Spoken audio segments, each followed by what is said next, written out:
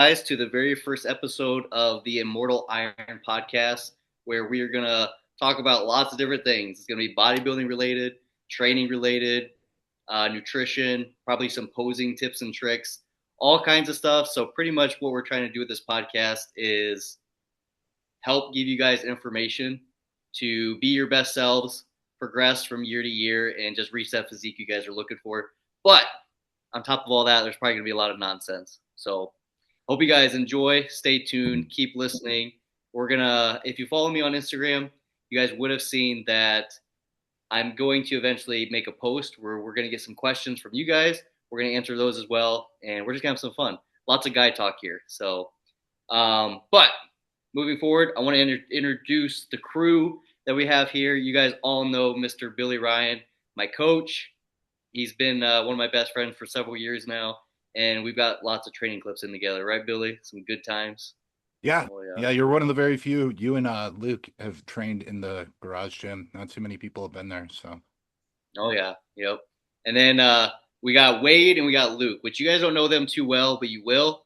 And we're gonna get into kind of like backgrounds of each of you guys because I'm sure you guys that are tuning in, you guys will want to kind of know the backstory of each individual here. So yeah, we're just gonna jump right into it and have some fun. And yeah, so I guess Wade, I see that you recently started a new Instagram page, and Billy's your coach as well. Same for Luke. We're kind of all under Billy right now. No homo.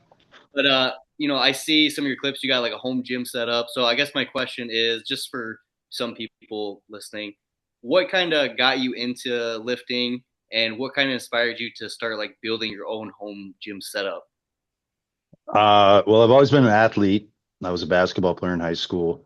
Oh, there we go. Nice. Yeah, I played varsity basketball, and then I kind of got out of it for a few years, my 20s and 30s. I moved out to the West Coast and lived out there, and I was basically just involved in metal music and building music equipment. And I went to engineering school for a while, and then I got to a point where I think it was 2016. I was like down to 130 pounds or something like that. And my diet was terrible.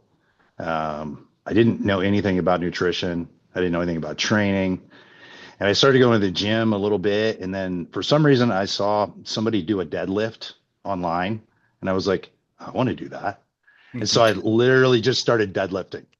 And I got into deadlifting. And that's all I did for like a year. Like literally a year. Yeah, no, it wasn't Ronnie Coleman. I don't even remember who it was, but whoever it was, thank you, because the deadlift was like, I was like, I'm gonna pull 500 pounds one of these days, but I actually was able to pull 550. But I was weak, thin, I didn't malnourished. I didn't really start bodybuilding training until about 2019. So I basically just did powerlifting stuff until then. I was my own coach, whatever you want to call that. I still didn't know a lot about nutrition. And then I came across Billy's profile, I think, beginning of the year. And ever since then, I mean, it's been new body, new me. It's been fantastic. So, and he's amazing. Like he's taught me a lot about bodybuilding that I never even considered existed in the information, I did a lot of my own research, but you kind of just go different directions. You don't really know how to pinpoint anything. It's all random, but Billy's been fantastic for that. So that's my story. So quick question. Were you deadlifting 550? And I'm just pulling this up as we talk. Were you deadlifting 550 at 130 pounds? No. I could barely even pull 135. I was like, oh. Yeah. No, I think it took me about 2 years to be able to get to about 315. And then I just kept working on it and eventually got to 550. Yeah. Yeah, that's some look at that numbers. Pool. Yeah, you look really good. Yeah. Look at that. I appreciate it. Heck yeah, man. Yeah, we've made some pretty damn good progress, man. But I know you're giving me love there, and I appreciate it. But I think I may have shared my secret before. I still have a magic 8 ball from when I was a kid, And that's how I figure out all my coaching decisions. I just educate ball. So. No, and the other thing too is I'm an absolute nerd when it comes to this stuff. Like I love the science of it all as well. And I mean Billy's methodology resonates with me really well because I mean I know he loves to share that information, and he's just that dude. You know what I mean? Yeah. So. And then I got to meet you all, so it's pretty cool. Yeah, it's a great thing. So I'm lucky that way. Yeah. No, you're totally right. I mean, whenever me and Billy stopped working together for a little bit, he still couldn't hold back, and he still was like guiding me. He just like has that. Sorry, Billy, I'm talking to you like you're not here. Well, I never stepped on anyone's toes though. I got to be clear there. Like when he was coached by someone else, I was always like, if he asked me something about what his coach said, I'm like, I would take that up with your coach. Like I don't want to step on any toes, but I am like Wade, Chris. You're both real. You're right. I mean, I'm one of those dudes where I'm like, I can't wait to share this nerd shit with. Yep, and I'm like, I can't wait to hear it. Yeah, I know. But no, I mean, I was saying that as in like whenever I was like, I kind of want to try and do my own thing and coach myself for a little bit and see how it goes. You still were like guiding me. Like I could tell your passion to get the best out of me was still there. So it was just cool. But yeah. Control. Yeah. So, Luke, you train at what, a YMCA, right? Nah, I train at Avasa right now, or Vasa, and Planet Fitness. Yeah, I've never been to Avasa. Yeah, they're actually pretty good. The one over here in Joliet's pretty nice, and it's a lot more like a bodybuilder friendly gym, except it's like super busy and stuff. But in the morning, it's awesome. I mean, it's got all the hammer strength stuff. It's got like 8 squat racks. Everything you could need, like multiples of cable machines and all the good stuff. So yeah, it's definitely been a good gym, and it's like 3 minutes from my house, so I can't beat it. Wake up and go fucking hit it right away. So 3 minutes. Yeah. That's awesome, right? Yeah, that's nice. When I lived in Janesville, Wisconsin, before I moved here, the Anytime Fitness was like 3 minutes away. So the last prep, what I would do to get my steps in when I get off work, I'd walk from the apartment to the gym, do my cardio, and then walk back. And it helped me get so many more steps in just doing that. Yeah. That's like half the battle is figuring out a way to get these fucking steps in. It's like I got a step mill while I'm working. So if I got a break, I got to do my steps then. If it's nice out, I'll do a couple like laps around the block. Because, man, like when you got to do a shit ton, like this motherfucker Billy's got me doing 16,500 right now and 40 minutes of cardio. It's like, It really does take your life away. The treadmill has given me a new purpose. I can kind of like be here. Treadmill candy. Yeah. I know Billy sometimes. I remember last summer once he messaged me and he sent me a picture of his watch and he got like 12,000 steps in by like 10 a.m. He was like, yeah, I mowed the lawn. I moved this from up the stairs. I trained and it was like 10 a.m. and he had like 12,000 steps in. I'm like, dude, I'm just like waking up. Like, yeah, I was only up for like a couple hours too. I'm very high strung. So yeah, hey, right. That's the beauty of working with Bill, man. And just another like, like his hard work ethic, man, it spreads down to us. And then you start seeing, man, if I bust my ass right away, a little bit more of my life at the end of the day. So, he's a disaster for sure. No, it makes a big difference when you got a coach that walks the walk as well. For sure. No, absolutely. For sure. But Luke, I guess there's probably a lot in your backstory because I feel like I don't know which direction you're going. I can't tell if you're like trying to become a wrestler or if you're trying to just stay fit and do bodybuilding, but like kind of what got you into this whole process? Was it just simply just trying to get fit at first? Well, I have a long story of fitness. I used to be a trainer for like 9 years. That's how I knew Bill. So before the pandemic, I was actually a full-time personal trainer. But through there, like very similar to like Wade, in high school, I, eventually got to a point where I wanted to get jacked. So I started learning. I was just kind of more of like figuring stuff out by watching other jack dudes. There's like a couple different really big guys I'd see in the gym. I'd go up and start asking them, maybe they might let me join in on a workout, and I'd learn some different things from them. Eventually it grew into this obsession. I got certified to be a personal trainer. Started very first gym was a Gold's Gym in Romeoville.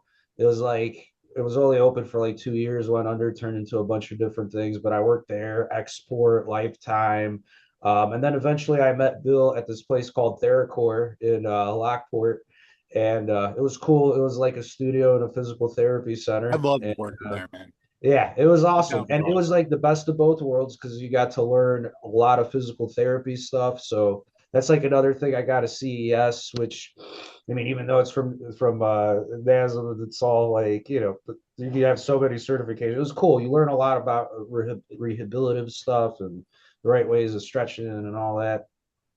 But anyways, not to get carried off. Um, Oh, I you're good. kind of slipped away during the pandemic. I started a job where I traveled all the time, and I got a lot of access to a lot of booze and a lot of top level food. I programmed for restaurants, so I just got carried away, and I was like, I'm tired of this. And I met Bill, and I'm like, you know what? Why don't I just get jacked as I can? And I was a huge pro wrestling fan. So I'm like, maybe I could go to pro wrestling school. So I started working with Bill. We got shredded, and I love the bodybuilding Mhm. modality of exercise. And it's the only thing that's actually worked 100% of the time. I knew it was like something I did, and I kind of always like flirted with it, but I was more like, maybe if I just eat a little less or whatever, I could kind of get away with still getting pizza, booze, all that shit. But never works. You got to really learn your diet on a macronutrient scale. And, you really start understanding what you're putting into your body. And that's like one thing I always tell my friends is like, if you really want to lock in, you got to commit all the way because you're always just flirting with one part of exercise if you don't. You're either flirting with exercise or you're flirting with your diet or whatever. You have to lock into everything all at once. And that's where Yeah. Bill kind of came in, and he helped me dial all that shit in. And he kind of also helped me understand how volume plays a big role in how you exercise and recover and change and how the consistency and everything comes.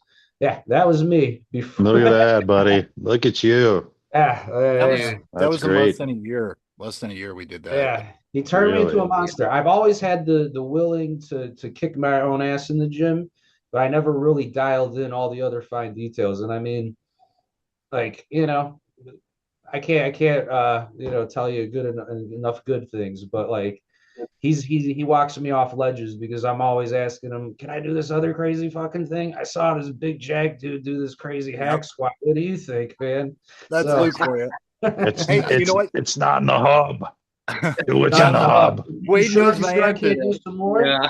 But you know what? Yeah. I do appreciate that from time to time. When I get curiosity out of my clients, it means that they actually care about what they're doing.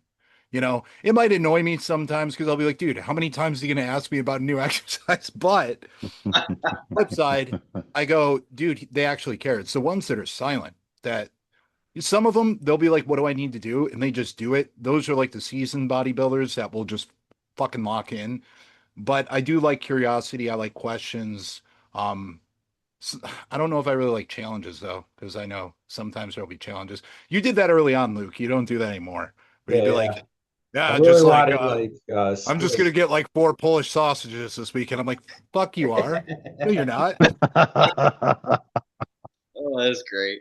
I mean, He's literally everything that Billy's saying right now, I did in the beginning too. Yeah.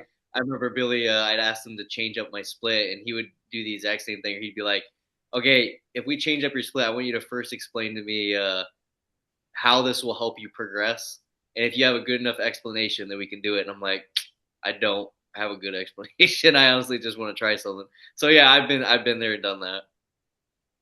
I'm a hard-nosed coach, man. Not gonna lie.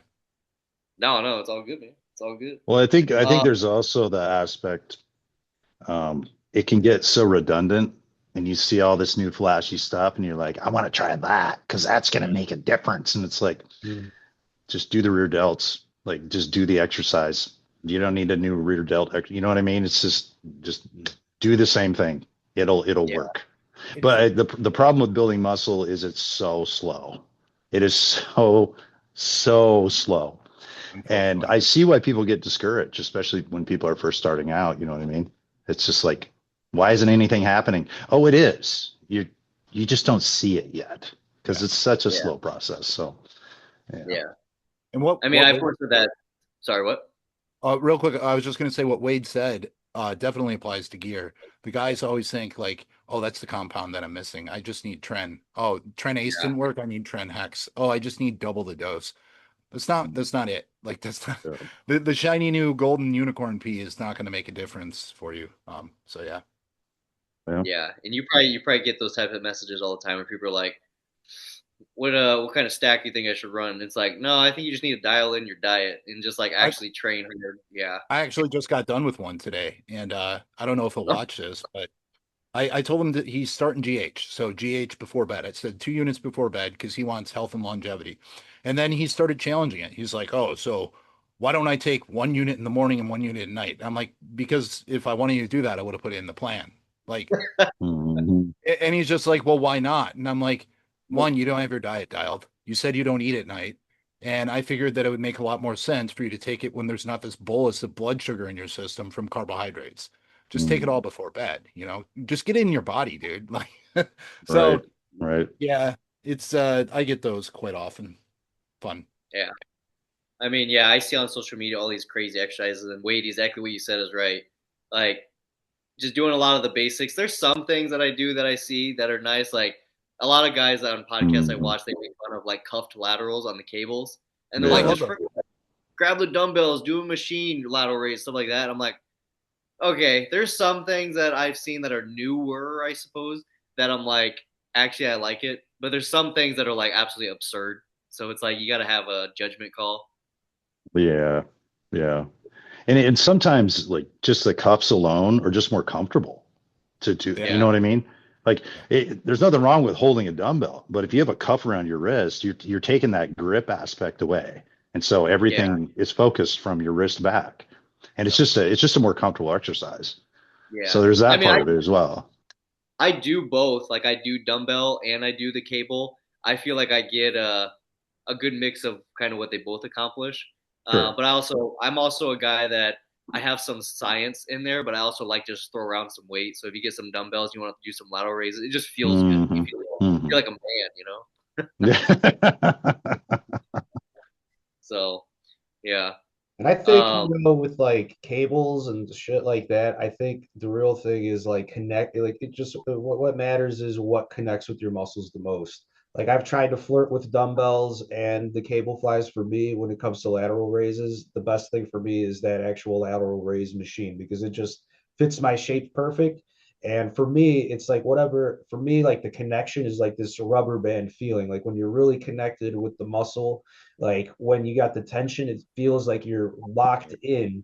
And that's what guys really are looking for. And it ends up being the same damn thing 9 times out of 10 that you've been doing that always felt really good in the first place. And sometimes you'll try to flirt with these different things and realize that you have to come back to really see growth. So you totally tell Luke takes a bong rip before he trains, because like he's like, you can feel like he described it perfectly, and that's because he was totally blitzed, like he's just like, it helps me loosen up like that, and then the pre-workout helps me focus in on the focus part of it. So Luke, when we train together, if you come to Chicago and we go to a gym, I'll do that with you. I'll do a pre-workout and we'll do a bong. We'll do it all. We'll do it your way.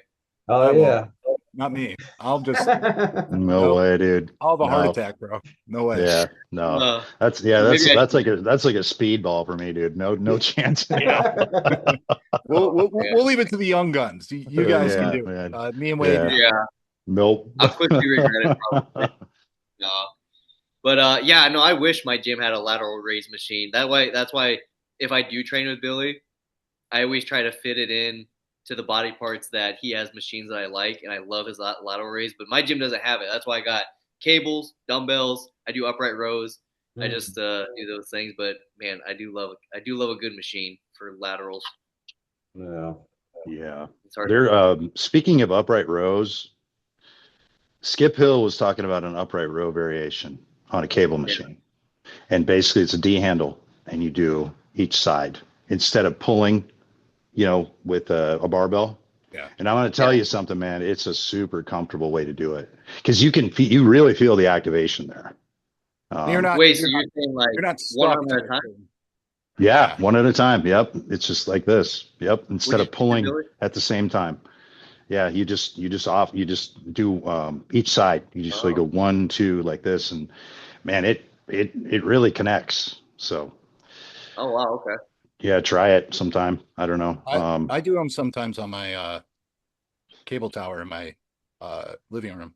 Yeah. Like, because I mean, I'll do like 10 sets of cuff laterals, and I'm like, that's boring. Like, sometimes I'll program in 6 and 6, or like 6 and 4. I'm sorry, and I'll do Right. upright rows on there with the D handles. That way, I do them both at the same time though. But Okay. the cool thing is, like with a barbell, your wrists are stuck right here. Like Yep. you can't. Yep. There's no movement. And There's with the no. Yeah, you cable, can't do any of this sort of thing. yeah, Yeah. you can go out a little bit more. I tend to get a little bit more trapped with upright rows if I'm fixed to a certain Hmm. position. So So that's why I don't need any more traps. No, you do not. You don't need more traps, share some trap growth with us. All right, jeez. man. I'll give you a little bit. Okay, but that's why I do mine on the Smith machine, and I kind of added a small addition to it that Billy recommended. So I know this is kind of getting a little bit more complicated, but it works. I do the Smith machine, but I put my wrist wraps around it that I do for back. So it allows me to kind of turn my wrist where I want it, and I also don't have to grip it. I just kind of just use it as like a hook for my hand. Okay. Yeah. I can turn it where I want it. No, that's a good idea actually. Yeah. Yeah, and it really works. I never even thought about using the wraps until Billy mentioned it, and I'm like, holy crap, this works pretty well. They work Yeah. on dumbbell laterals too, so you can take out the forearm. I will ask, do you guys? I don't know if you guys all do upright rows consistently, but if I'm like here, it does not feel good. I need to be like really wide, where my arms almost at like 90 degrees. Like if I'm here, good. This is bad. Is that the same for you guys? Wide. I go wide. Yeah, I go like right here. Yeah, somewhere in this area. Yeah. I think Just I'm past the pretty sure shoulders. I'm the same with those. Yeah. Too close, it's going to be all trapped. You're going to shrug. I mean, look at that. It's impossible not to. Yeah. I see a lot of people do that where their hands are touching and they're like, I'm like, holy shit. Yeah, no, that's My shoulders are aching watching that. No, not to mention the fact your wrists are just going to be all weird. It's going to feel all like cramped up. Yeah, I can't do that. Yeah, that's not at all. But all right, well, I'm gonna get into the main title of this video. It's for a lot of people listening. It's gonna be, I know we don't have a lot of time, but it's gonna be some advice for newbies. So we're gonna break this into like categories, and you guys all just chip in where you want to. But let's kind of start with like someone that's a newbie that's new into lifting. What is something that you guys noticed early on when you started going to the gym that you struggled with most, that you looking back, that you wish you kind of grasped sooner, or something in that regard that's like, wow, I think I struggled most with activating the muscles, understanding the movements, or just learning how to build a split? Like, what is it that you guys struggled most in the beginning that maybe the listeners can relate to in some way? Is that a brain thinker? I want to say the first thing, and I noticed it a lot because, like, some people come up to me and ask me for advice on how they should, do different lifts, and I'll show them sometimes, but they, go on and, keep lifting in a particular way. So, like, I wish I knew how to focus on the actual exercises that I was doing and really controlling the weight versus moving the weight. But I think in any case, you get your butt in the gym and you start moving around, it's beneficial because you're getting in the habit. But I think the first mistake a lot of people make is that where they're just moving the weight and they're not really connecting with it, and too much trying out everything, so I think what I see a lot of times at the gym are PRs. These dudes always doing PRs. It's like, cool, bro. You can put 17 plates on the leg press, but your range of motion is literally like 3 inches. You're not doing anything. You know what I mean? And you see it online all the time.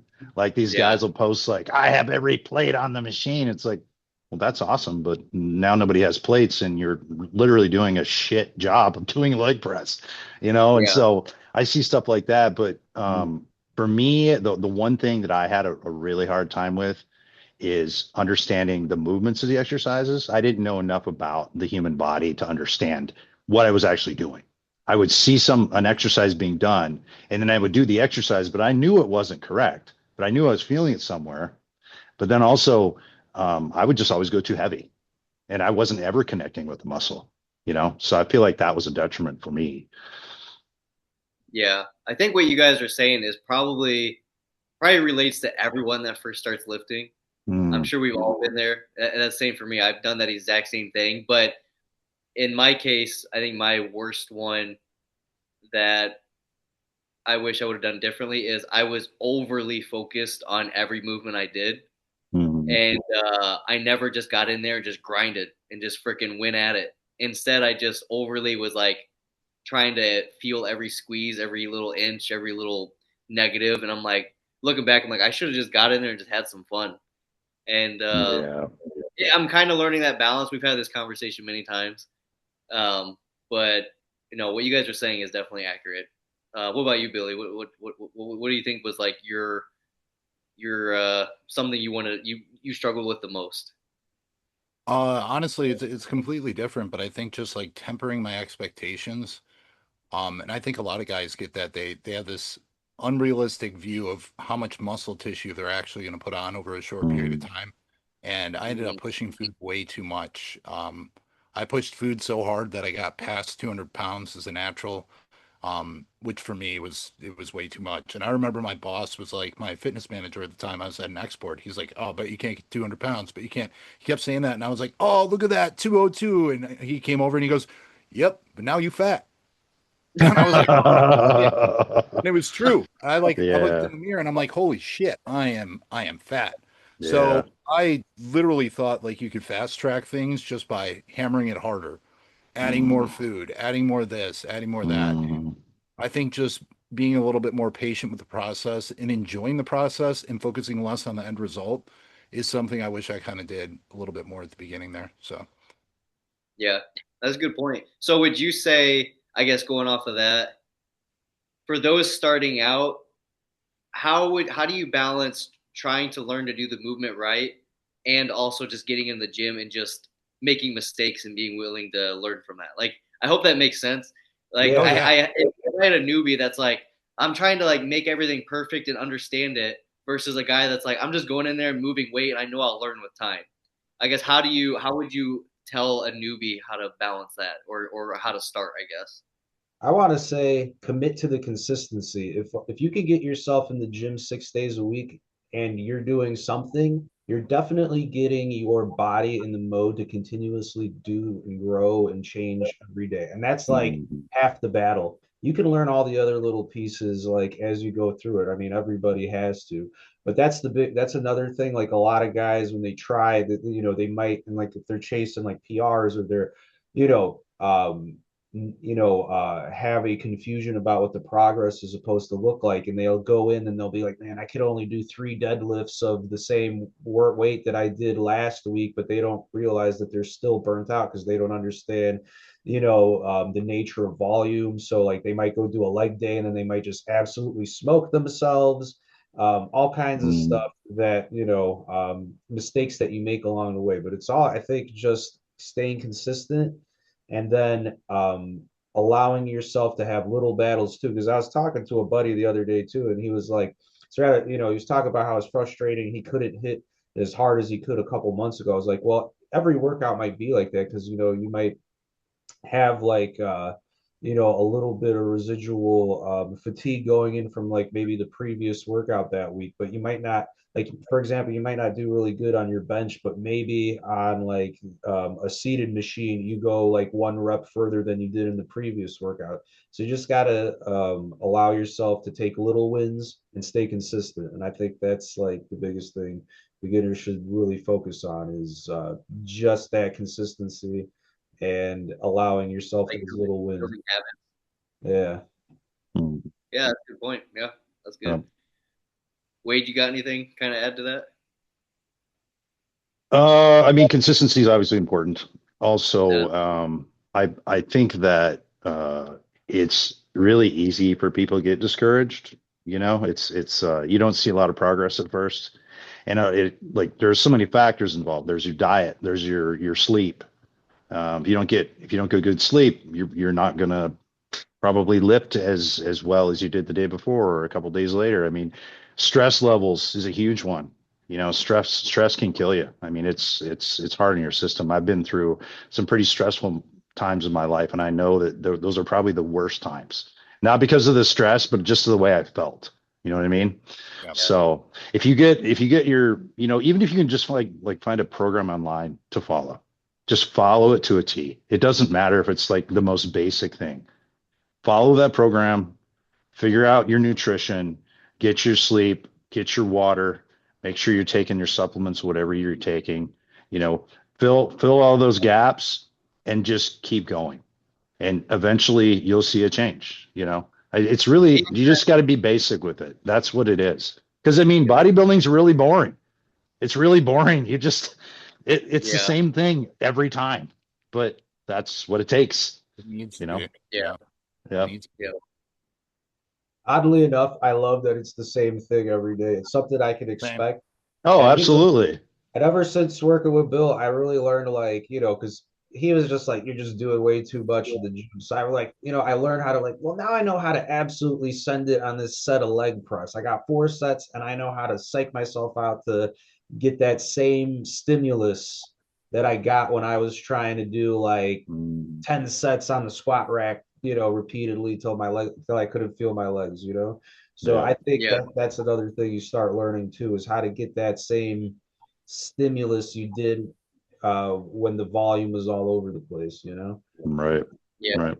That's a big thing. A lot of newbies don't really know how far to take it into a set. Hmm. And they do think that they're training hard, and I'll give it to them in their mind. They think they are, but they're truly not. Right. I've seen it time and time again. And I know Chris, not to pick on you, but when Chris first came to me, one of his things was he's like, wait, you want me to go to like almost failure on all the sets? Like, shouldn't I save some energy for later on in the workout? I'm like, that's not how energy works, buddy. Like, we are going to have enough energy to be able to Yeah. go to failure, recover, failure, recover. And once he started doing that, I would think, or I believe you saw a lot better progress doing that. And it's the same thing for Luke. Luke was doing a lot of sets, and when I saw his volume, I was like, bro, all right, hold on. uh, We need to cut this down a little bit. And that's what I get that a lot when I get people to come that come to me. I'm like, give me your training. I had one dude, his leg day was 36 sets. Oh, I'm like, I wow. guarantee you, all of those are like my warm-ups. Damn. And he's like, oh, no, I'm cooked after that. I'm like, I'd be cooked after 36 warm-ups too, but you're not doing Yeah. dick for fucking Yeah. muscle. Yeah. Stimulus to fatigue ratio is just blown out of the water, Oh, man. for sure. Like, it wasn't even Yeah. like, it was just, fucking around in the gym essentially. But Right. yeah, that's one of those things where a lot of newbies have a tendency to just go too deep with the volume and not deep enough within that set. So you really have to learn it. It's a learned skill. Which that is something that I would recommend, that I feel blessed and privileged to work under Billy. And at the time, I only lived 8 minutes from him. Is to go and train with people that are more experienced, so you can kind of over time learn and understand what failure feels like, looks like, and stuff. Because I trained with a bunch of college buddies. We goofed around, we trained, we thought we trained, and then I went with Billy, and that's probably why I made that comment, because I'm like, dude, I've never trained this hard in my life. I don't know if I will make it to the end. I'm like, Dude, I remember our first time training together. He was laying on the garage floor about a quarter of the way through, and he had to go outside because he was like dry heaving. That was our first time training. I was like, dude, that was our first exercise. He's like, what? And I'm like, dude, What? we're barely even going. And That's now, funny. if you look at his quads and you look at how he trains, especially when he's on like the leg press, I mean, he knows how to fucking train now. And it's Yeah. proud coach. Yeah, To see where he started. your quads are crazy, Christian. Like, They're insane. yeah. I mean, you had a picture the other day. I don't know, it was like a full body pic. I don't know what you were doing or whatever, but I'm like, brother, look at those hams, man. That's crazy. I appreciate it. And It's weird though. Luke's Sorry, from go the ahead. beginning. Luke's from the beginning till now have made tons of progress. So is weights. Like I think that, Yeah. not to toot my own horn, but I have a tendency to bring guys' legs up. I've noticed that. Like every single person that comes to me, their legs look night and day. Yeah. Yeah. Well, that's what you told me. weird. That's what you told me when I hired you. Because I told you Yeah, my I was like, legs your are legs are gonna garbage. And grow. you're like, you don't have to worry about that. They'll look good. And I was like, Yeah, okay, buddy. And he was right. They grew. They it grew. did. Yeah. Yeah. Wade, Yeah. would you say your legs is your strongest body part? Not No. strongest, sorry. Most Mm-mm. developed. No? Oh, well, yeah, I would say it was probably the most lagging part. Because Okay. seriously, dude, when I started training with Billy, my legs were like they were so small. And Yeah. I just even like the two sets, 40 to 50 reps of leg extensions alone. That alone Dude, like those has are blown up my legs. You know Yeah. what I mean? Yeah. But it's like when you don't train something and all of a sudden you're training it properly and you're training it hard, that muscle's like, hell yeah, I'm gonna grow now. It loves it, Yeah. And so I think that had a big part in it. But yeah, my legs are probably the one that has come up the most for Yeah. sure. I guess sorry. I meant I guess by what I see, I feel like your quads are pretty dominant.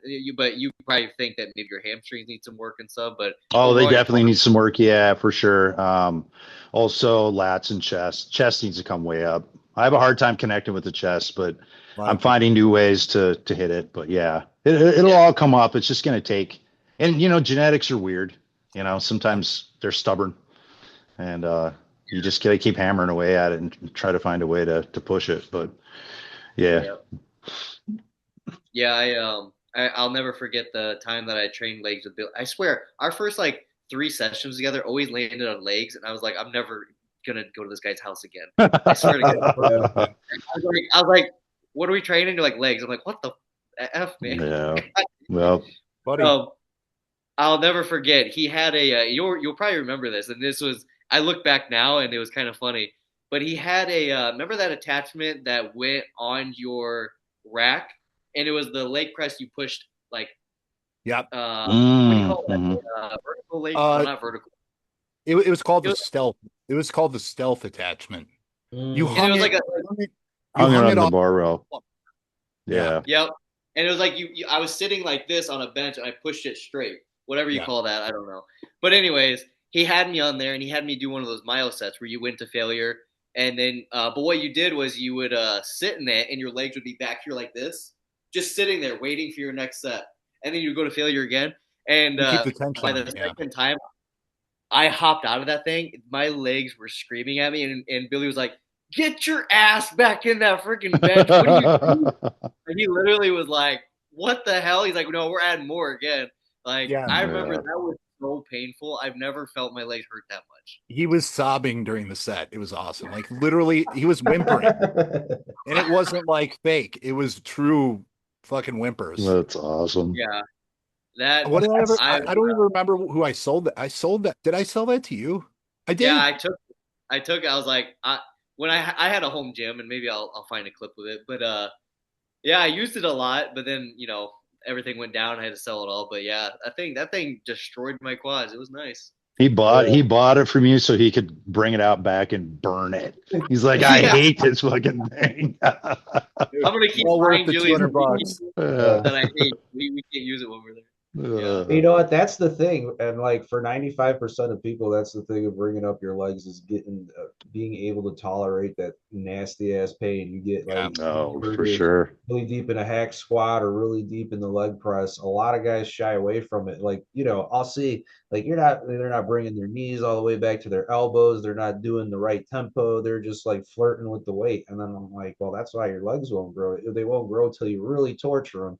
And you really got to connect with the pain. And the more you connect with the pain, it doesn't get easier. You just get stronger. And then you can keep adding more weight to make it suck more. And then your legs keep getting more gnarly. Yeah. But one day you're like Bill. And, Yeah. Well, I don't know, man. My legs are. I'm scared my legs are going to go away. Because I'm a little bit older, and of course, I've been on lower dosages here for a while. So we'll see. They don't look like it though. They still look good. Yeah, dude, they're gnarly, man. They're They'll gnarly. eventually go away, but it's all right. I had my heyday. Yeah. Yeah, there you You go. live vicariously through us three now, so Exactly. I'm gonna torture you all more. You're gonna be like, all right, so Billy sent in my new program, 70 sets of legs only this week. What the fuck? That's Yeah. all we're doing? Just 70 sets of squats. Uh, Yeah, right. No, yeah, it's I will. Sorry, go ahead, Wade. no, I'm sorry, I cut you off. Oh, you're Um, good. I was I just think gonna there's say with the leg cramp with the lactic acid buildup when you're getting to that point with your legs where it hurts so bad, you just want to quit. Yeah. mhm. What I always do in that situation is I just ask myself the question. I'm like, do I want my legs to grow?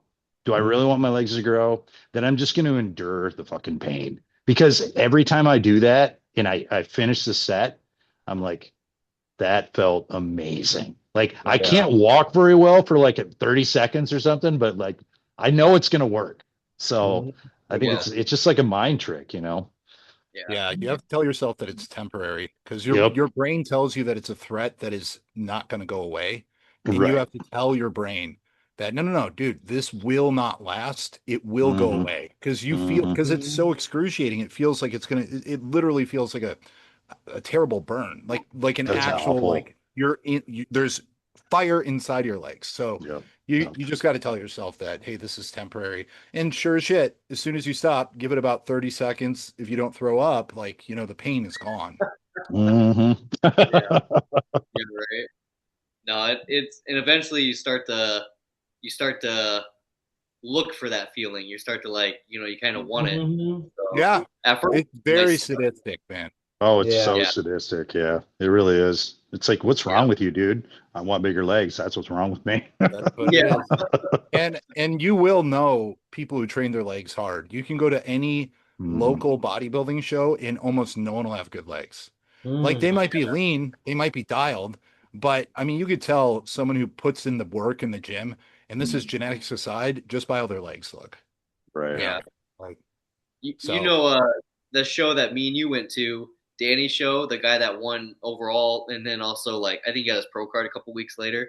He had some pretty good legs. But Yeah, other than that, everyone else was like, eh. But he was the one guy that really stood out. But he already had like a pro physique. So yeah. I still think he looked like he was like 3 to 4 weeks out. He could have pulled off some more fat. Are you talking he, about Marco and Danny's class, or are you talking about the light heavy? The the light light heavy. heavy, the Yeah, young kid with the ponytail. he could have pulled off some more fat for Yeah, sure. He looked better at nationals 2 weeks later, and he did end up winning his pro card. So yeah. This guy just had a really good structure, but he could have been leaner. Yeah, but he stood out a lot because he did have a good structure and he posed yeah, decently well. So yeah, he was good. yeah, he looked like he belonged up there. He did. He just needed a little bit more fat off, and he would have been great. Yeah, yep, Which he did. He did at nationals. So yeah, yeah, yeah. With leg training, I think something that I also transitioned from what I did before to now is changing up how I see the volume with my legs. So like before, I always I used to barbell squat a lot and get like reps of like 6 to 8, and now it's like if I'm getting reps anywhere from 10 to 20, I just feel like my legs are there's no doubt they're just gonna grow. Like Yeah. doing rep ranges like that, I Mhm. just know I just can like obviously my legs aren't growing while I'm training, but as I'm training and they're hurting like hell, I'm just like, yeah, that did it. I know they're just gonna improve, like just based on how that Yeah. felt. I love So that full feeling, like where like they just feel completely like pumped after a good ass set, especially like legs. Yeah. I feel like my legs are complete. So Right. yeah, I love that. It's like, yeah, fuck yeah. And then like after that, any machine I go on, there are like sprinkles on top. I'm like, oh, okay, that'll get like the more tinier fibers or whatever. do yeah, do any of you guys feel the opposite with hamstrings? Because after I do a set of hamstrings, and if I hit them pretty hard, I feel wobbly on my feet, like I can't keep my Mhm. balance, and it makes me anxious because I feel like, whoa, is my blood pressure low? Oh, am I going hypo? Like that's what I think, and my brain perceives it as like anxiety attack. I don't know if anyone else Uh, experiences that. Maybe it's just Happens me. to me on leg press because I'll Does always it? take it so far that my feet will go numb and like I'll see stars after, and Oh, then I'll be like, well, I was Yeah. like telling. That's why I was asking you if I should start eating before I work out again because I was like wondering if it is like a hypo thing for me because now my blood sugar is pretty low when I wake up, and I was thinking it's blood pressure. That's why I wanted you to have this in the gotcha. morning. Yeah, it's Yeah. probably electrolytes. It's all right. Like people watching this are going to think that you can't train fasted. Dude, you can train fasted. Like you can. Trust me, you're not going to lose all your muscle. I promise you. Yeah, the only time I do force myself to eat is when I was on that end of the bulk and I was like 840 grams. I'm like, there's no way I can get through the fucking day if I don't wake up and eat right away. Like if I had like I was at the point is if I have a meal like 3 hours after I wake up, it just sucks to eat like past a certain time, and you just sort of like, whoa. But if I eat from like between 5 a.m. and like 6 p.m., I'm good, you know. But like if I try to push it any further, it's like I'm gonna just like die. So yeah, it's like the opposite. When you're dieting, you try to push out your first meal as far as possible. Right. When your food's really high, you try to get it in as soon as possible. Yeah. You're never in this happy medium, you know. Yeah. No, I would wait during the cut. I would wait till like almost 12:30 or 1 to eat my first meal. Because I was just like, I'm not doing that. I don't want to trigger some hunger signal. Man. Once you open the floodgates, like I could literally, if I wasn't trying to build a physique or anything, I could literally do OMAD. I could do one meal a day, no problem. Because once you get past that certain point, being fasted, I actually have more energy. I'm clearer. I don't think about food. I don't get shaky. I don't feel like irritable. Like I could go all day without food. But I was about to say, you probably felt more productive too, didn't you, Wade? And, for sure. Yeah. Totally. Yeah, absolutely. Yeah. I just felt it and I also knew that like the hunger signals meant I was burning fat. So I was like, I can put off eating because I'm burning fat. It's worth it to me to like wait, 4 or 5 hours to put anything in my stomach because I know that that's going to help me burn fat. So there's that part of it. That's when GH application would actually make a lot of sense. Some GH, maybe a little bit of well, if you have Clen in the mix, or if you're doing like an ECA stack, like an X stack, doing that with a little bit of GH in the morning like that, and then fasted movement, you could liberate a lot of fatty acids as well as like a shot of L-carnitine injectable. Oh, sure. Sure. Of course, I had to bring drugs in here. People want to hear about drugs, dude. Anybody got a part-time job for me so I can afford some GH? Dude, like if I could, that's the one thing. I don't run GH just simply because of the cost. And I know a lot of people are like, well, it's not too bad. Like you get, $1 per IU or like, some of the generics are even cheaper if you buy in bulk. But to me, I'm like, I'm all right without it because I'm not trying to compete. Everyone already thinks I'm on it anyways. So everyone's like, bullshit, you're running a ton of GH and like a gram of Tren. I'm like, yeah, okay. Yeah, gram of Tren, dude. That's the stack they want to hear, dude. Yeah, always the Tren. Yeah. They had Scott McNally had he had some information from somebody that did some mold testing on their GH and mold, yeah. Yeah, in yeast, and they found a lot of it in the powder. Yeah. Oh, wow. I'm not sure they wouldn't say what the source is, but yeah. So basically, if you're using that mold, it takes months to get it out of your body. You can't just like, wait a week and it goes away. Like it's in there because it's insidious, right? It gets through your whole system. Parasitic infection, essentially. Oh yeah, absolutely. Yeah. Like that's why everyone, Genoshic. Send your fucking gear off to Genoshic. Yeah. No. Forfeit a vial, spend a couple $100. At least you know what you're getting is quality then, because you're not going to be getting $35 a pop vials because you're going to Tommy's Testosterone Temple. Come on. Like that's got to be a tip off. I love Tommy. What are you talking about? Oh, Tommy, he makes the best of testosterone. I get people coming to me all the time. They're like, well, I could get it from here for like $35. I'm like, all right, send it for testing. They're like, oh, well, that's too expensive. I'm like, good luck shooting your fucking Crisco or whatever you got in there. Like, there might be hormone in there, but it's probably underdosed. Secondly, I can guarantee you that there's no quality control. They're literally just making it in a bucket. Like they're probably boiling a freaking pot on the stove, and I'm not kidding you, with this stuff, and they're probably just pouring it directly into vials without filtering it. I can almost guarantee. Terrible. Because then they could pond it out real fast to make a profit. So yeah, I mean, I don't have the funds to get much of that, but we did run it for a little while. Maybe last year I had some vials, and I think we ran at most maybe 2 to 4 IU before bed or something like that. And I will say, it definitely helped me sleep pretty good. You know, well, it does. It definitely does that for sure. Yeah, it makes you sleepy during the day too, though. Usually, you feel a little bit lethargic. At the time, I think we were also in an off season, so I couldn't tell if it was the carbs or what it was, but that probably played a role in it too during the day. Made your moon face worse, man.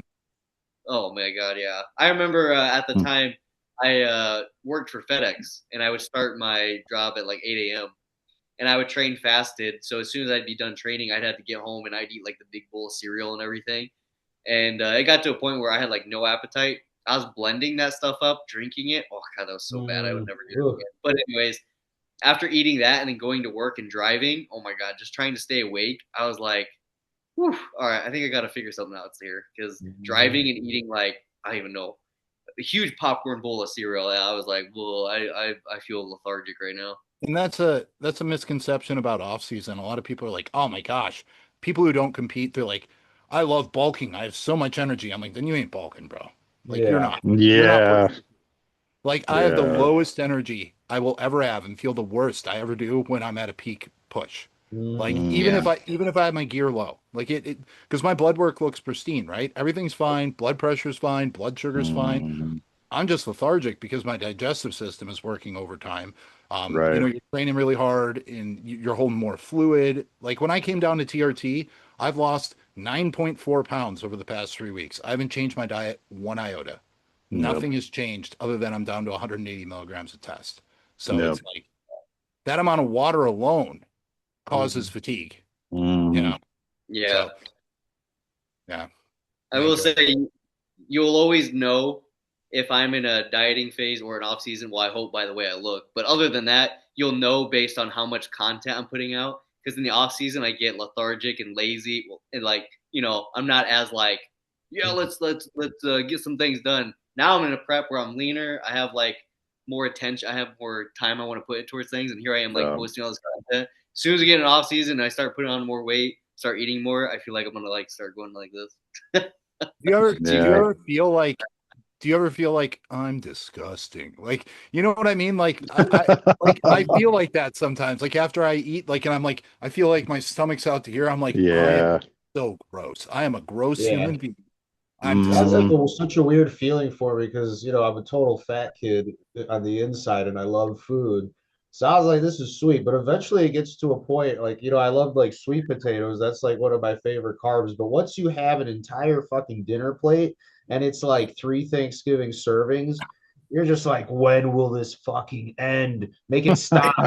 You're like the first week you get 800 carbs, it's really cool. Then like week 4 or 5, you're just like, make it end. You know, it's bad. Maybe that first bowl of cereal I always look forward to. It's like Frosted Flakes. I was like, oh, give me that sugary goodness. That's the good crack. But after a while, you're just like, okay, this is way too much food. So kind of going back to where you just got to force feed in the morning and you just figure out what works for you. Yeah. So you don't get that super like, oh, because that's when you have to start getting a little bit creative and accept some of those crap foods, you know. Like that's why I'm a big fan when I'm having some of my athletes doing a big bolus of carbs post workout with some insulin is kid cereal, because it is super easy to eat. It's delicious. And it's going to digest very fast. It's not going to be something that's going to sit heavy in your stomach. So like Frosted Flakes are usually my number one go-to for people, because 0 grams of fat, you can really get like 200, 300 grams of carbs like that. So you're not going to have any issues with going hypoglycemic if you're taking some exogenous insulin. So there was a guy the other day that was posting on a page, and he's like, I think his carb intake was like 450, right? And I'm like, that's easy, right? And he's like, no, man, it's like I have to eat all this rice and you know, I have to carry these containers around with all this rice and all this chicken, and I just can't eat all these carbs. I was like, brother, eat like 5 cups of Frosted Flakes. You'll knock out almost half of that, if not more than that. And he's like, really? I was like, yeah, dude, that's all you got to do. And he's like, awesome. And he was stoked, you know, but like people don't think about that because they're like, oh, it's sugar. It's sugar. I can't eat cereal. You're like, yeah, you can. You totally can. Yeah. Yeah. It Yeah. all breaks down into sugar, so Right. whatever. It's Right. all going to turn into blood glucose. It will, but Right. But that's the me and Billy. We've had this conversation many times, but a lot of people look at what I do as if I am trying to be healthy. And don't get me wrong, I'm trying to be healthy, but there's a certain point where, like, I'll have friends ask me, like, so what's your diet look like right now? And say I'm in an off season eating 4,000 calories. If I'm not saying rice, chicken, and broccoli in every meal, and I say, oh, I sprinkle in some, strawberry jam on toast, or I do like cereal with whey protein, they're like, I thought you were like trying to be healthy. And I'm Right. Mm. like, yes, but Yeah, also that was the I'm one thing I haven't tried is the jam. And I was like, there's like another bodybuilder talking about how he does juices and jam when he's just like overloaded on like Mm. meat. yeah, I'm like, Yeah. what's your thought on that, Billy? Like, if you I got your love it. in line, Like yeah, one of my favorites would be like this is what Josh was having me do: sourdough with jam. Sourdough that's bread. It's like 0 grams of carbs, and then yeah, so all the jam on there. It was so easy to get yeah. down. Like Let's because hear it. my Love carb, jam. Yeah. Chris, do you remember where my carbs were at the peak daily? I think they're like, was it 1,200? 1150. That's crazy, Oh dude. wow. It was Let me absurd, Yeah. give me an example of what you ate at 12. What did you consume at that Okay, many 3 carbs? boxes of so Pop Tarts. I And I did train kind of fasted, but what I would do is I would have 12 apple cinnamon rice cakes with a scoop of whey protein powder and shoot my Lantus. During my Perfect. workout, I would have about Mm. 75 grams of dextrose from Gatorade powder. Post workout, I would have 400 grams of cereal. So that was like 400 grams of carbs right there with 15 units of Humalog. Then I Mm. would do the sourdough. And I know one of my meals was like 3 bagels with jam. And one of my favorite meals that I always kept in was like a smaller bowl of protein oats. But then Chris remembers this. I would have about 300 grams of pretzels. Oh, yeah, interesting. Okay. Remember those when I was doing the pretzels? And this is when I getting had like a food. I jaw get a pump. jaw pump. Yeah. And then before bed, I would do my Ninja Creamy with what did Mm. I have with it? Like 5 banana. It was stupid amount of Oh, that bananas. I sounds don't know where my Oh, amazing. wow. potassium was. My potassium was probably too high, but I had a ton of sodium, so it worked out. Yeah. But yeah, 1150 carbs. It was Oh, that's not crazy. fun at all. Not fun at all. I fucking hated life. And then I started throwing up. And the third time I threw up, Josh was like, all right, we got to pull back, dude. Because Yeah. Yeah, I threw up after I shot my Humalog post workout and I had 15 units of Humalog in me and I was dry heaving it and throwing up more and I couldn't get food in me. Oh, And I'm like, oh, man. here we go. Billy's dead.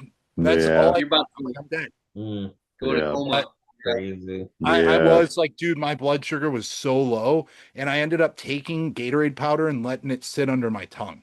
Hmm. Really? Just to like try, yeah, and I kept like salivating. It was going down my chin, and I'm like, I was just thinking, don't puke again, don't puke again. Because as soon as you think about it, the gag reflex again. And Yeah. I survived, but I think it's only because I was kind of fat then. I don't know if like my liver just dumped a bunch of glucose and saved me or what. Pretty bad. That's Yeah. crazy. That's Oh, I wild, remember. man.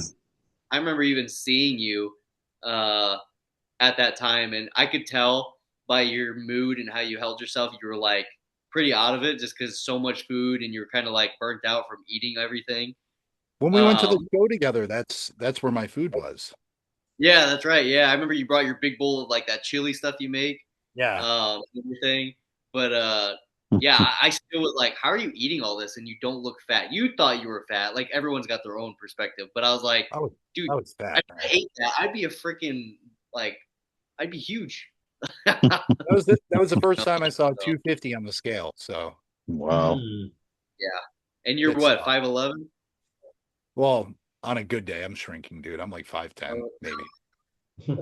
On 5'10". Dude, I'm gonna be like 5'6" in the next few years. I'm like, ugh, I wish I was No, 5'10". no, you won't until you hit your 40s. Then you'll start to Yeah, shrink. yeah. I got some time, right?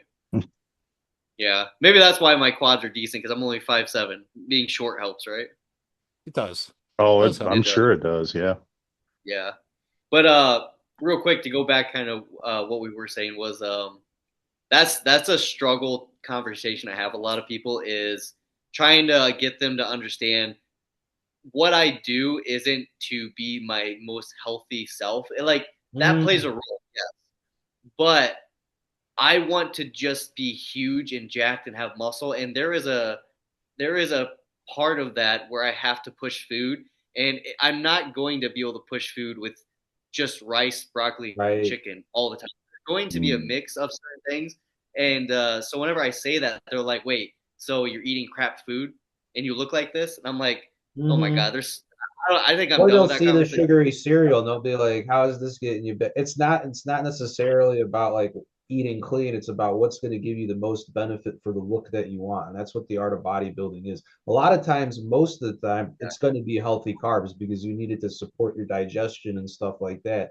But like people have that's why people have a misconception of carbs and fats and protein in general, because it's skewed. They don't really understand how your body metabolizes things and why you need a variety. Like you need a fast acting carb after you work out because it's going to go to the muscle faster. That's why we're having a big ass bowl of cereal after we work out, because we want to blow that shit up with glycogen, right? So Yeah. And then later on in the day, we want to switch it up to that helps and aids support the digestion and all of that stuff. But like people are like, oh, that ain't healthy. It's like, no, there's that's where like I not only explain that, but I somehow have to politely say I'm in a completely different ball field than like 90% of people that ask me this stuff. I'm like, no, I'm not saying go eat cereal after your workout. That's the last thing you should be eating for a lot of people. So it's like, I'm trying to explain where I'm at. You guys have a road that you have to go through before you could go through kind of eating kind of what we're doing. So it's just like there's a different field of healthy, putting on muscle, and combining them both and trying to explain it, and it sometimes sucks to do. Yeah, that's why I don't even talk to people like Gen Pop about it anymore. I'm like, like I got to the point because they're completely different goals. There is nothing inherently healthy about bodybuilding. No. You don't look at a bodybuilder and say that's healthy. I think most people who know, anything can look at a bodybuilder and say that's not healthy. That's not how a human should look. Like, we're defying genetics. That's why there's a requirement for exogenous hormones. You're not going to get there in physiological ranges of hormones. You need super physiological. And what do you think that does? Well, it's going to stress every organ system in your body. So you're going to also need some food and nutrition to support that. Super physiological ranges. So it's essentially what people are doing that are obese, sans the training, gear, and movement. Sick. We get to look really fucking sick. So I mean, we might go out in a casket, but it'll be a big fucking casket. So fuck yeah, you look sick. Wide shoulders and everything. I mean, we know. I mean, I would hope you all know that by doing this, there is a huge probability that we are lowering our life expectancy. But let's also look at this, okay? If you were born as Shaquille O'Neal, do you think he has a choice that his life expectancy is shorter? No, he's a big motherfucker. Tall dudes, big dudes, they are going to live shorter lives. That's just how it is.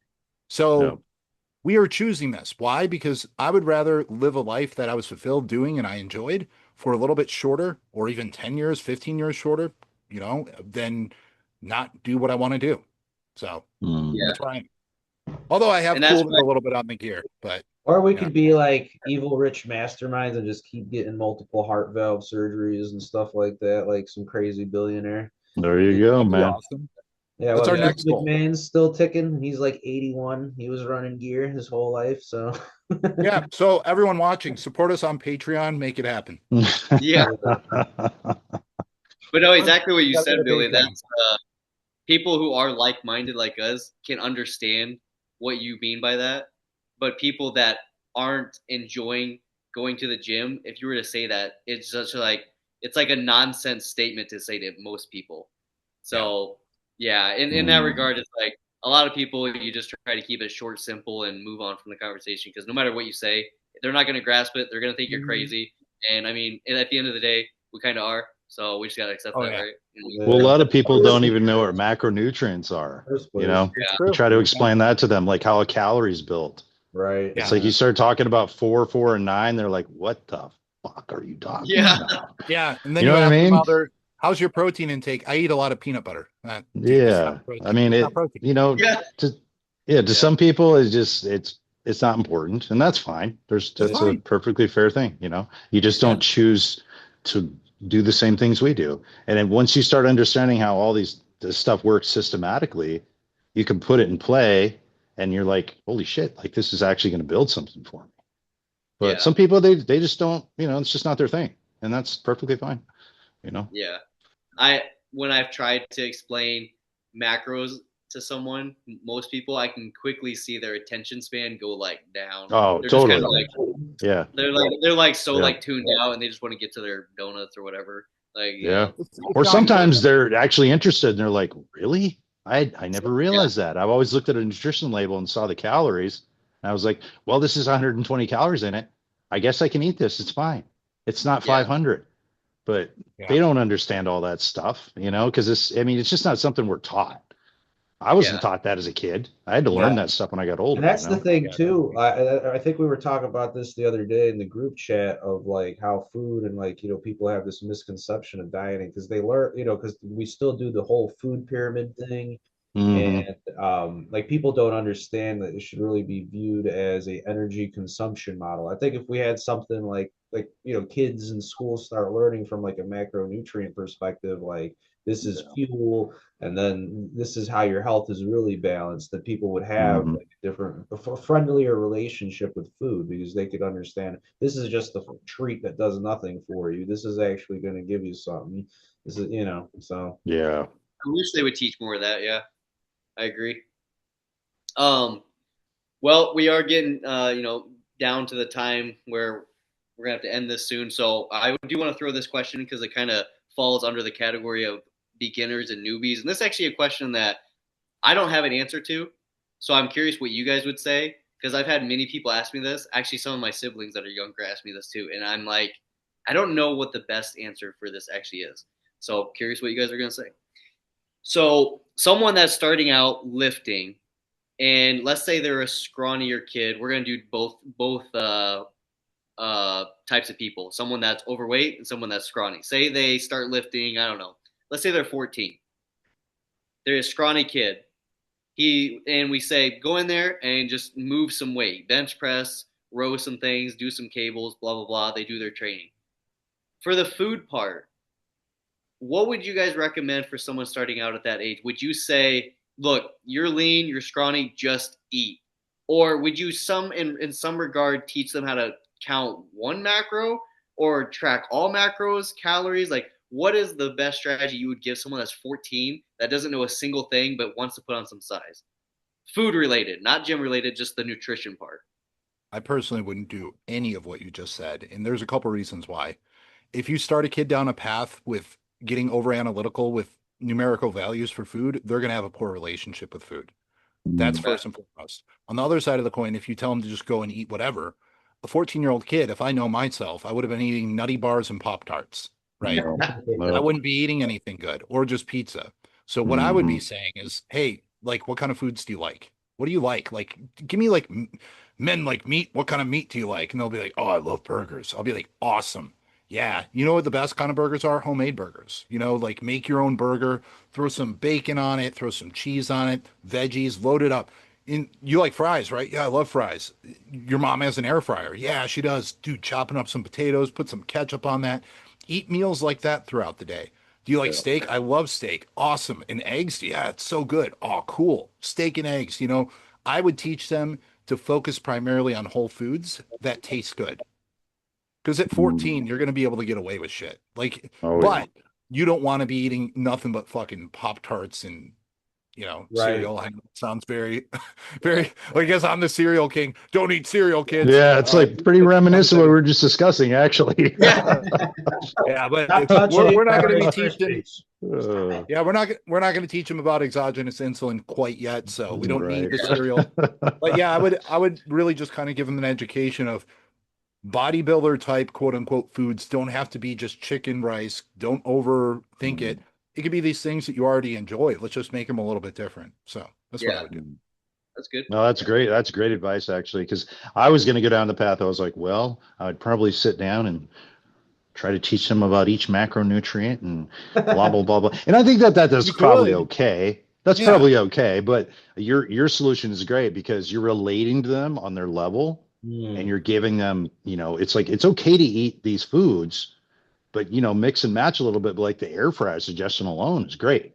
Like that's something that's a little Make trick, it fun. So, Make it oh, fun. for sure, yeah. That sounds awesome because that'll get them moving along, and eventually, if they really get that desire to learn more about like bodybuilding or something, then they'll really like want to learn how to dial it in on their own. And they're at that age where they're smart enough to start studying Mhm. stuff like that if it really is something that they think is going to be cool down the line. So Right. yeah, I think that's a brilliant idea, Mr. William Ryan.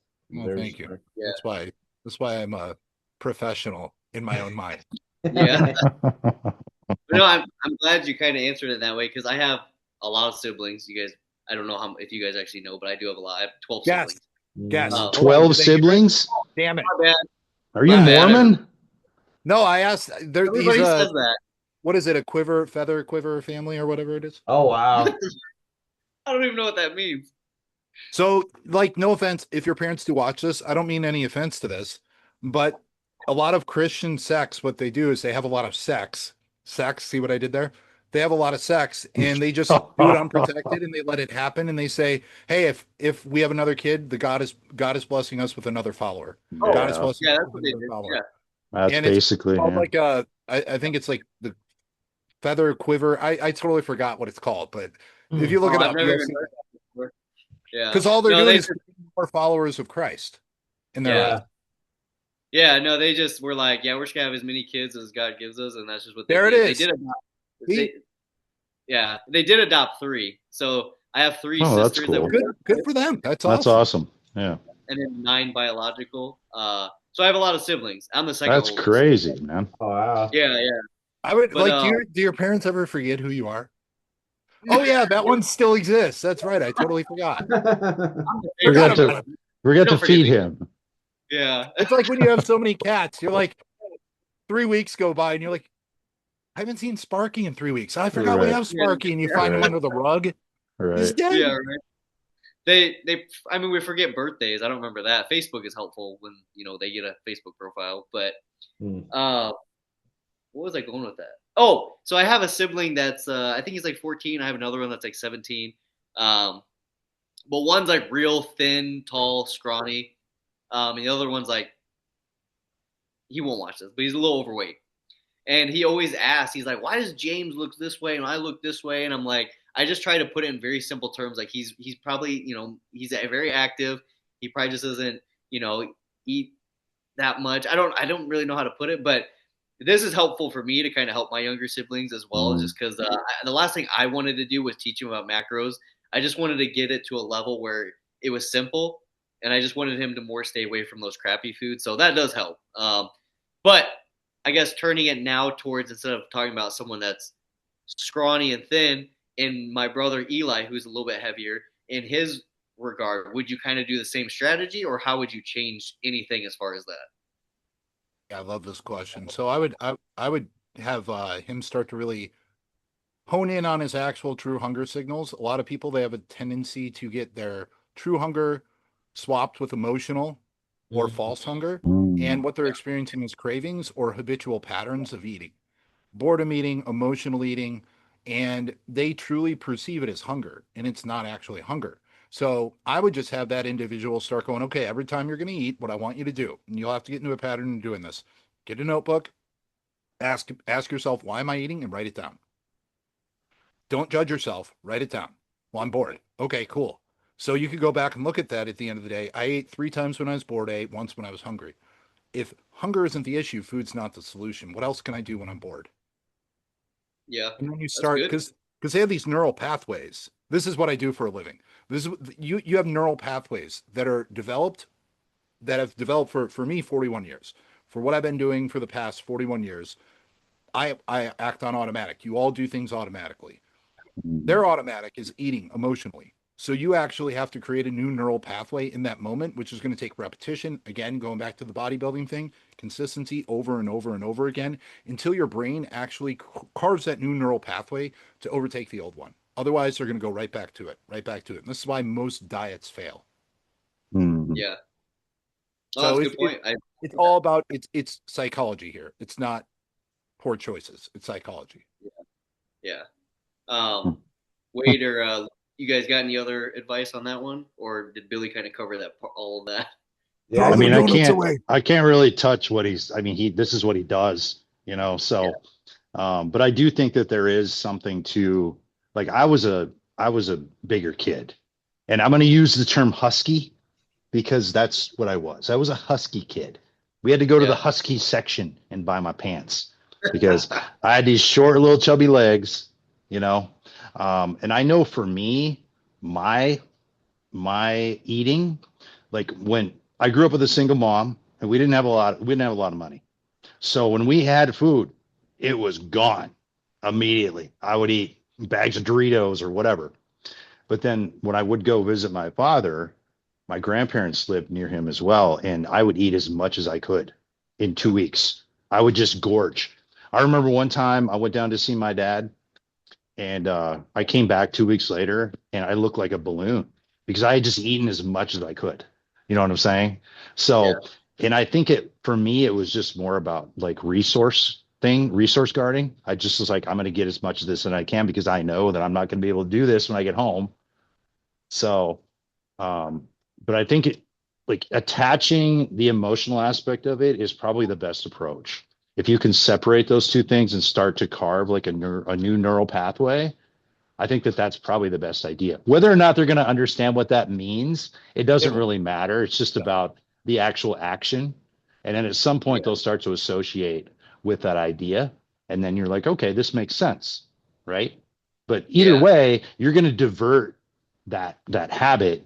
You're going to create a new line into something else. And maybe like instead of wanting to eat, do some push-ups or something, you know what I mean? Just like something that's going to counter that.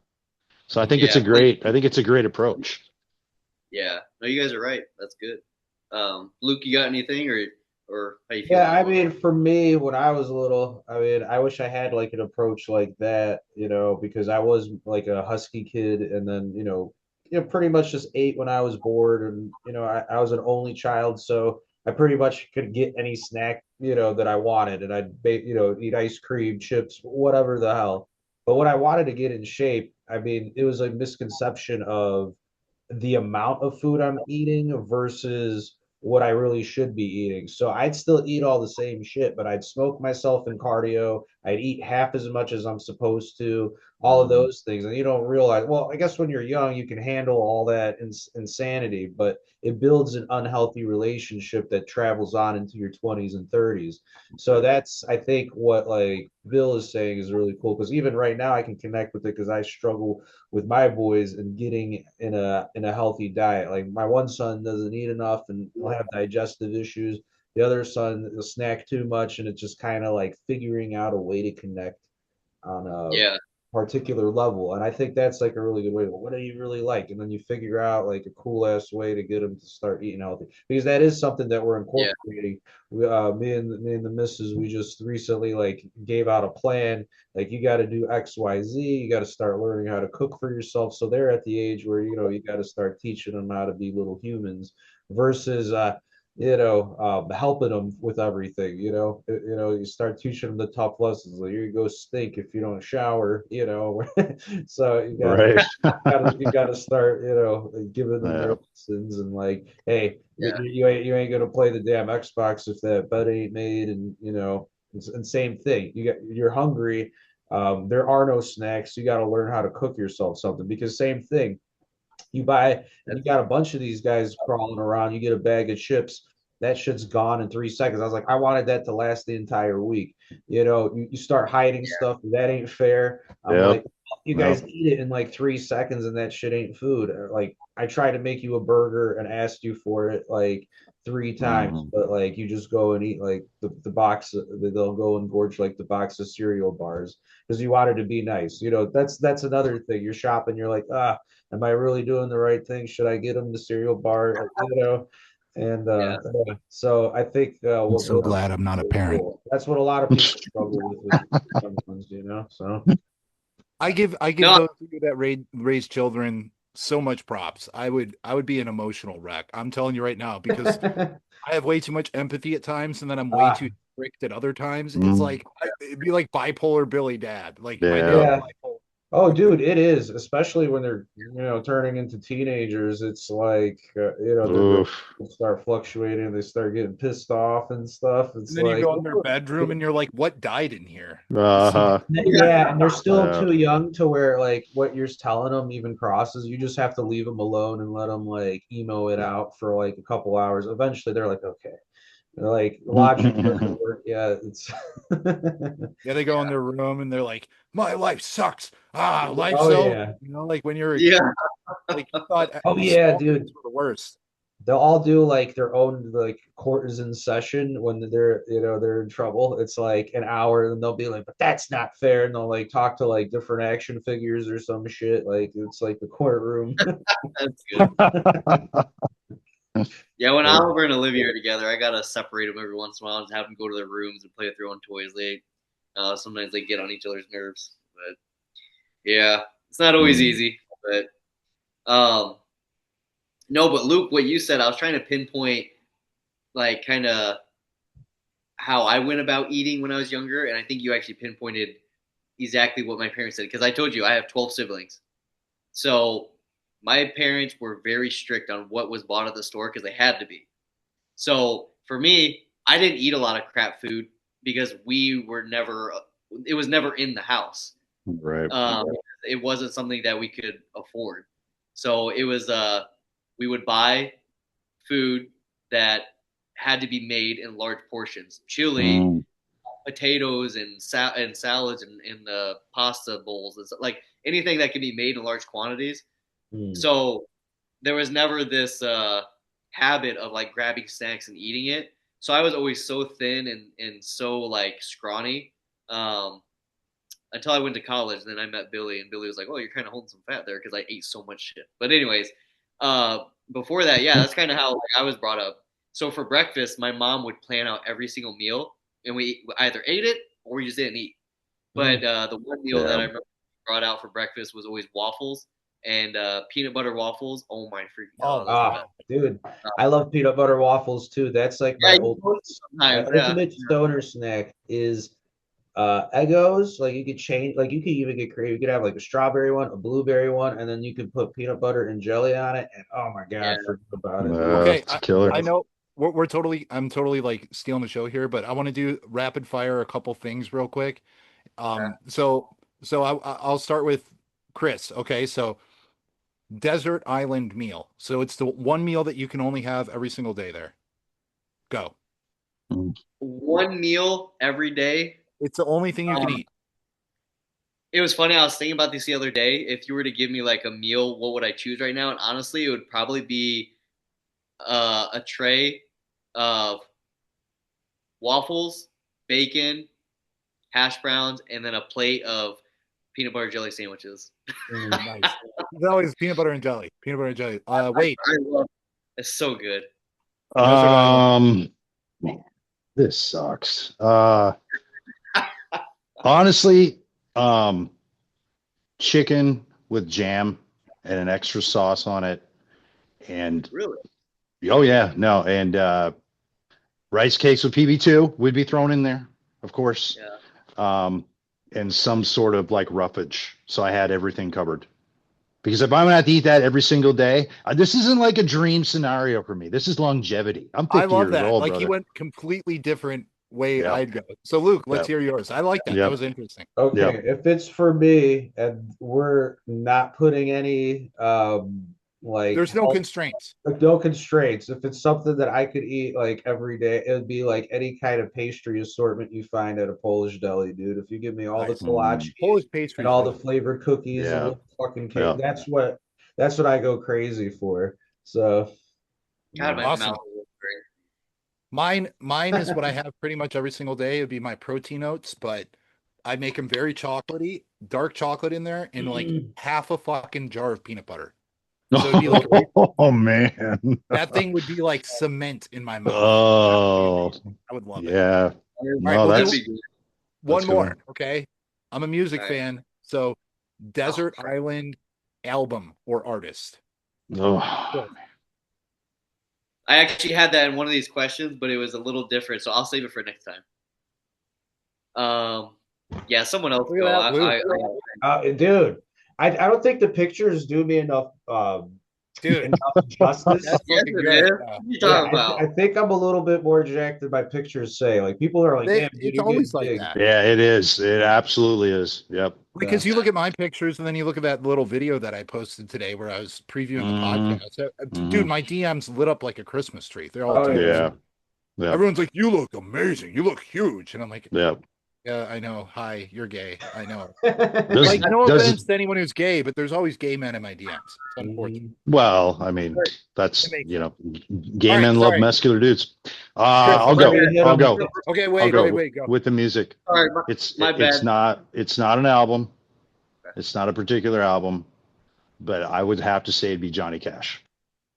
Johnny Awesome. Cash. Yep. Yeah, it's I can digest a lot of different stuff every single day, but Johnny Cash, it's like I could listen to Johnny Cash any hour of any minute of the day. That's it. Yep. Love it. Johnny Cash rule. Gosh, that's hard.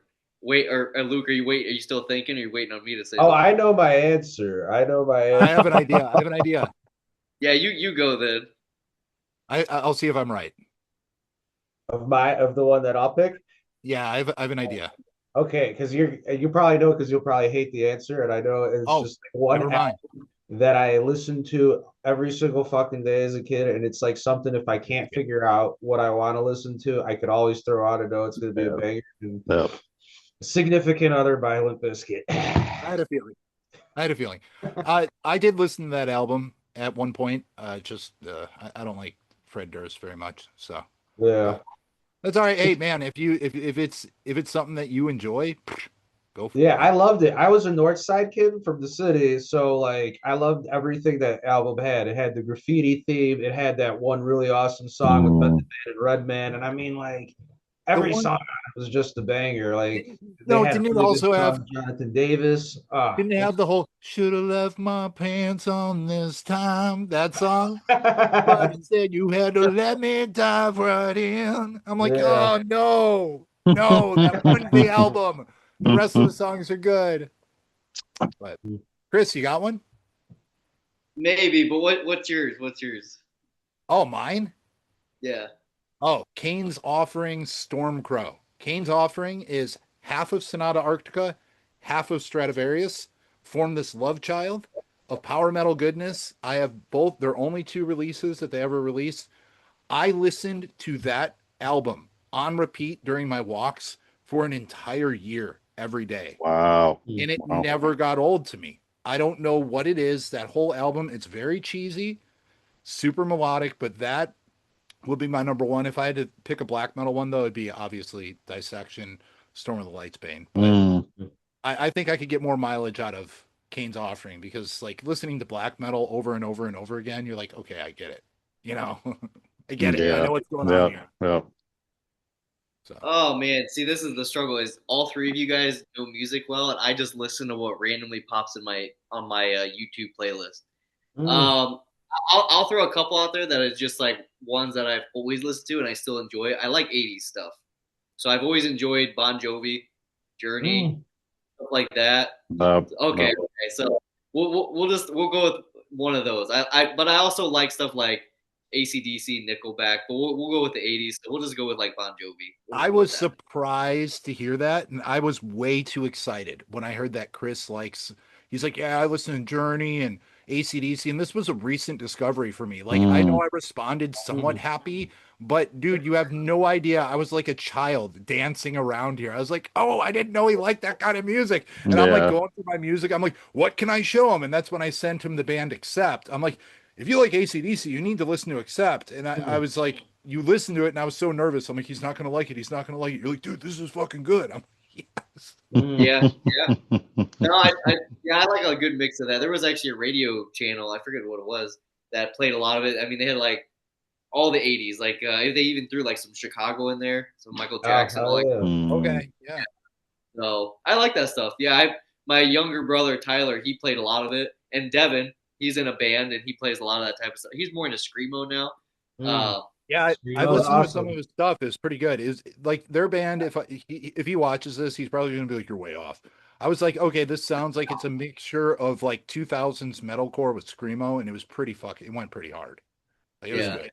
Oh hell yeah, I Yeah. have to check it out. That shit I love myself. You'd Here, like look, it. You'd like it. just I'll text it in the group. Just one song on YouTube. Just listen to it either tonight or during your workout sometime, and Oh, yeah. just see what you think. It's good. his band. Actually, Wade too, if you want. It's just one song that I have saved that I really like. It's usually what I throw on my headphones right before I do a hard set, and it's just like it's like a quick like build up, and I'm like, well, okay, I'm ready to go now.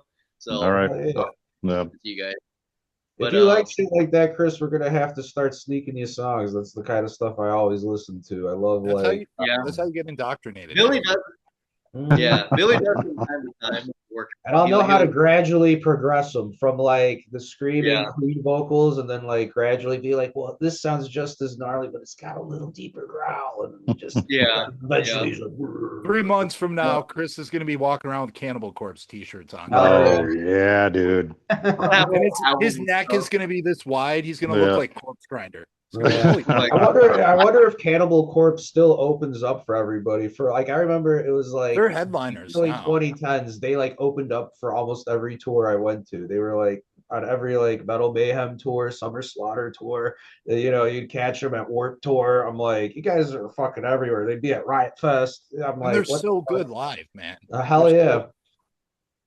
so- Yeah. Well, guys, You are Billy's with got everyone. Sorry. Billy's got a meal to eat soon, so we gotta Yeah. got bodybuilding to I'm take gonna care go of. hypo. Yeah. Mhm. Real quick. I did show your guys' Instagrams. I didn't actually show. Actually, I think I showed Billy's with Luke's profile in there. But do you guys want to just real quick? I have the tag in there, but just shout out what your Instagram profiles are for people listening if they want to follow your guys' page as well. Wade, what is yours? DTW_mountain. Okay, and Luke. Mm-hmm. Yeah, I'm Luke 89757, not to be confused with 593. It's Luke 89757. There you go. All right, and then Billy's. I tag you all the time, but I guess if you want to throw it in there too. Yeah, I believe it's the Billy Ryan _official. Yep. So yeah, guys. Follow these guys. Should I shout out my other pro? I'm just kidding. That was a joke. Yeah. Oh. Ooh, yeah. Maybe not. Don't go that far yet. I'm just kidding. The But, Masked Marauder. Follow each of these guys. They're constantly making good progress. They have a lot of good training clips and good advice. So we're gonna do more of this stuff, but we're gonna wrap this one up and stay tuned for the second episode. That is gonna be coming very soon. So appreciate you guys tuning in tonight, and let's do this again. All right, guys. All right. Nice. No. All right.